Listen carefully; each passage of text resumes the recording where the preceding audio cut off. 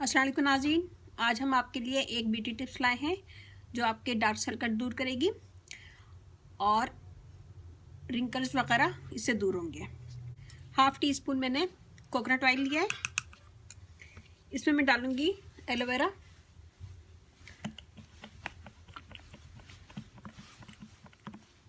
One table spoon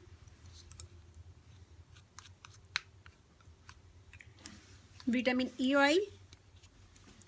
अगर ये नहीं है तो विटामिन ई ऑयल के 2 कैप्सूल ले लें। तो ये मैं डालूँगी हाफ़ टी स्पून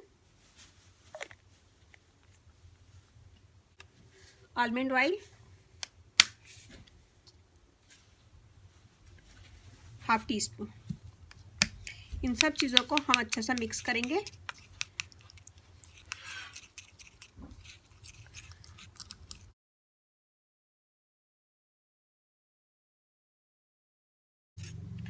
ये हमने मिक्स कर लिया। अब हम एक छोटे कंटेनर में इसको डाल देंगे।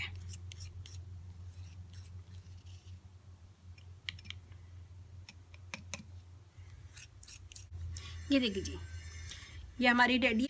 इससे डार्क सर्कल रिमूव होंगे और रिंकल जो पड़ जाते हैं आंखों के गिर्द वो रिमूव होंगे।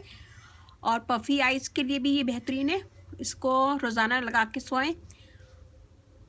थोड़ा सा लें रिंग फिंगर में और अपने आंखों के किनारों पे लगाएं और 2 मिनट मसाज करें इसका अच्छा सा।